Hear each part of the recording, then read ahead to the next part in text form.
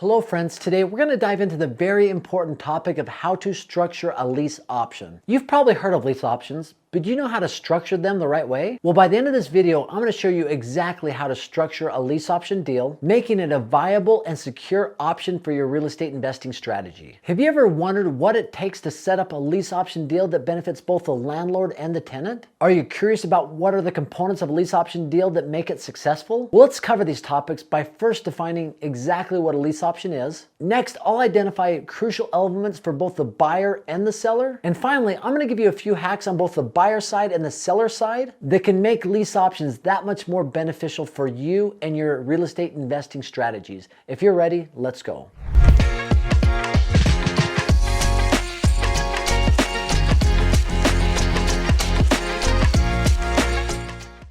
Essentially, a lease option deal is a long-term rental agreement that is a rent-to-own strategy where the person renting the home from you is planning to buy that piece of property at a certain date down the road at a certain price. And within a lease option, there are certain components that are really important to understand. Number one is the lease. That's the term or the duration. Now, when it comes to lease options, a lot of times that term is anywhere between 12 to 36 months. And obviously within the lease, that includes the rental price, which I'll talk about here in just a second, and detailed out are the responsibilities of the tenant and the landlord. However, one benefit that's different from a longer term lease is the tenant is actually planning to buy the home for you at that certain date at a certain price down the road. And typically, this tenant is a much more valuable tenant because they're going to be owning the home. They're going to take care of it and maybe even do some things to fix it up, to make it look nicer, to make it their own. Also within a lease option agreement, there's a clause that a certain percentage or dollar amount of the monthly lease payment the tenant is paying is going to be counted towards their eventual down payment on the property. And if it's a 2-year lease, whatever you've agreed upon every month, call it $200. 200 times 24 is going to be $4,800 they can utilize towards their down payment when they do exercise and buy the home from you. And another crucial element and component of a lease agreement is the option price paid up front. Now, in order to take this property off of the market and to have a buyer be able to secure this property so nobody else can buy it, nobody else can look at it, and to buy it from you 2 years down the road at a certain price that's agreed upon, they have to pay some money up front to be able to do that. And that's typically anywhere between 2 to 7% of the purchase price.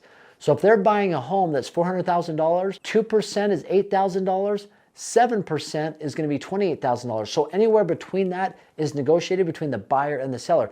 Could it be less than that? Absolutely. Could it be more than that? Absolutely. But one other important element is that option money paid up front by the buyer to the seller can be counted towards their down payment as well. So even if they paid $10,000, $20,000, by the time the lease is up and it's over, they could utilize that $10,000 or $20,000 as well as the money of the lease that they've been paying, that negotiated amount of $200 towards their down payment. So it's a great buyer strategy that allows you to accumulate some money to be utilized as a down payment. However, if they do not exercise and buy the home, then that option money they paid to the seller stays with the seller.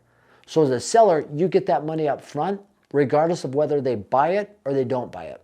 Now let's talk about why a lease option is used for a buyer and a seller. From the buyer side, it might be a great strategy because maybe their debt to income ratio doesn't meet traditional banking standards to be able to get a loan. Maybe their credit isn't as great, or maybe they don't have enough money built up yet to be able to make a down payment, or maybe their credit history isn't quite there.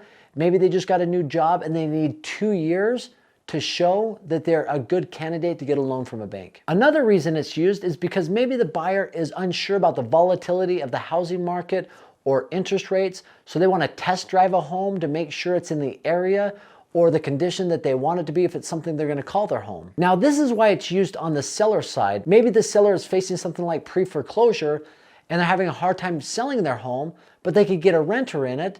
And if that renter has a desire to potentially buy the home, and that could be negotiated even down the road, because once somebody lives in the home, you say, listen, I know you've been renting it for 3, 4, 6 months, but would you like to buy this home? If so, I could make a pretty good situation come about through a lease option strategy. And that's definitely something that's been utilized before and could be utilized in that exact scenario. And if it's like today's market where sellers are having a little bit more of a challenging time to sell properties because interest rates are high or prices of homes are high and they're sitting on the sidelines, this could pull people off the sidelines to say, listen, I'll buy a home. I need to rent a home anyway, I'll buy it, but I'll buy it 2 years down the road when interest rates come down. That could be another reason why people utilize lease options. And it also allows the seller to capitalize on income right now, getting that option money up front, and then be able to receive the monthly lease payment every single month to be able to pay their mortgage and also have some additional money as well. So what are a few hacks that are really crucial to both the buyer and the seller? Well, let's first jump into the seller. So when you engage somebody in a lease option, a buyer that wants to buy the property, there's that option price that is paid up front.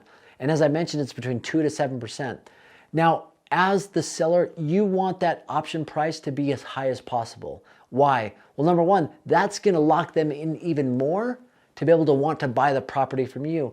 And they can utilize it towards a down payment, but if they do not exercise that option, you get to keep that option money that they paid to you up front. So it's a great deal, but the higher you can get that, the better off you're gonna be. Another hack for the seller is something that traditional rentals always do, and that is getting a first and last month's rent, and maybe even a security deposit.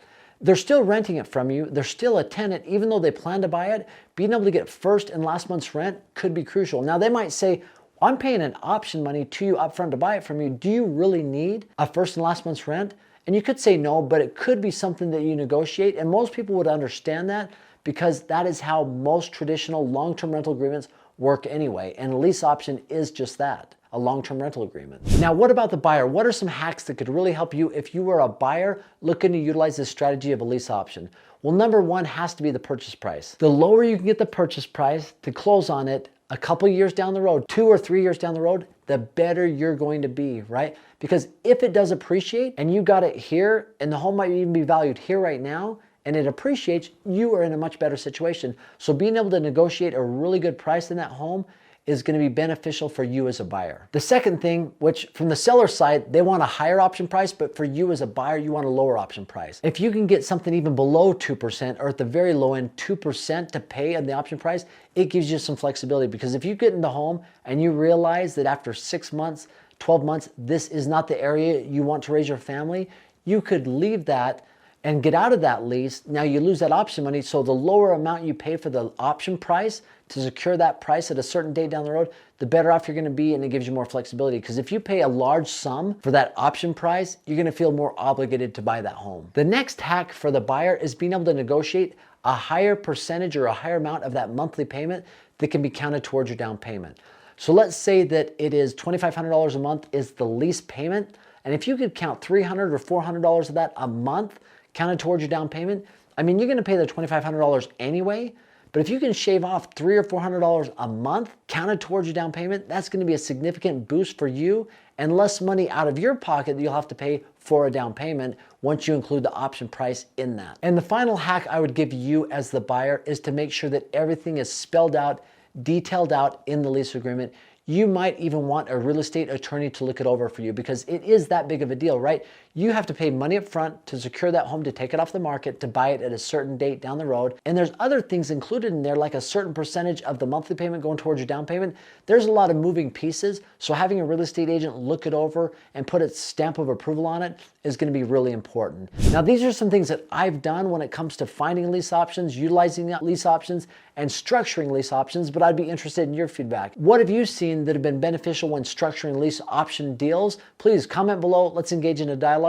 And as always, just for stopping by to watch this video, I've got a free gift for you. It is a short-term rental calculator. You put in the purchase price, the income, the expenses, and it spits out to you whether it's a good deal or not. And it's 100% free, no questions asked, no obligation. Click on the link below, aaronsfreetraining.com. Once again, thanks for stopping by. Have an amazing day.